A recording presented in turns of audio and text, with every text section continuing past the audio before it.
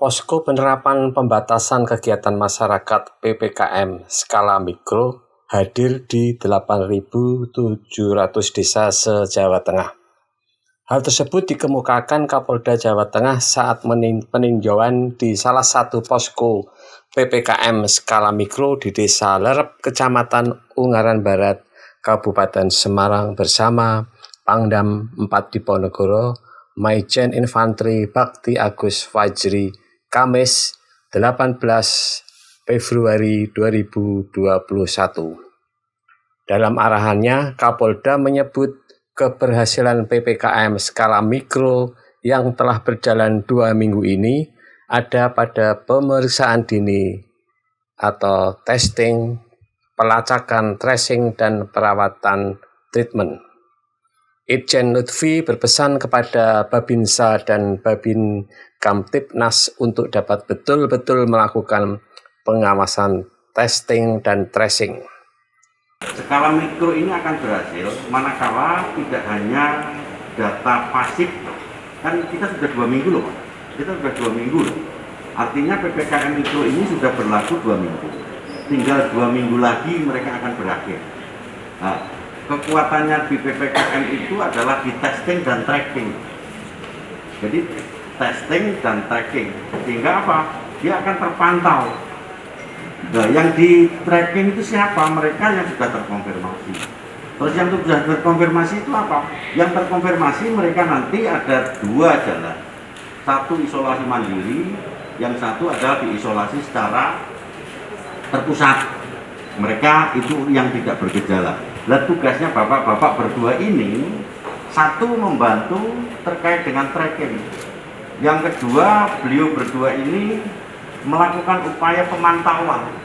Jadi kalau mereka, jangan pakai istilah lockdown ya, lockdown ini sudah, kalau nggak salah sudah dianulir ya. Jadi PPKM mikro mawon Pak.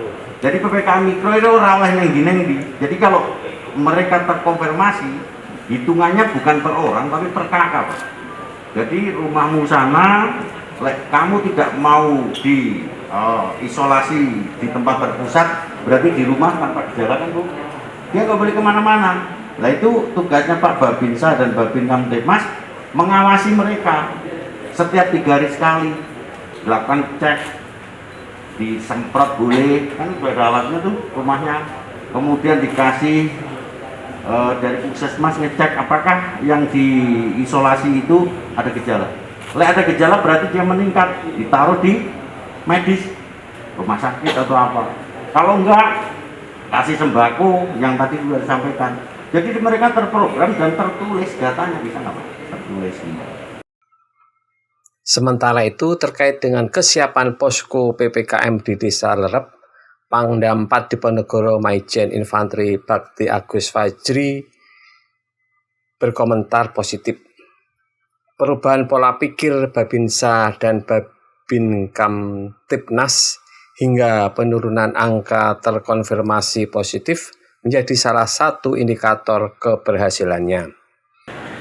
Tracking ini aturannya dari Kemenkes, WHO mungkin dari WHO juga, bahwa 15-30 orang ini harus dikejar pada waktu kurang dari 72 jam.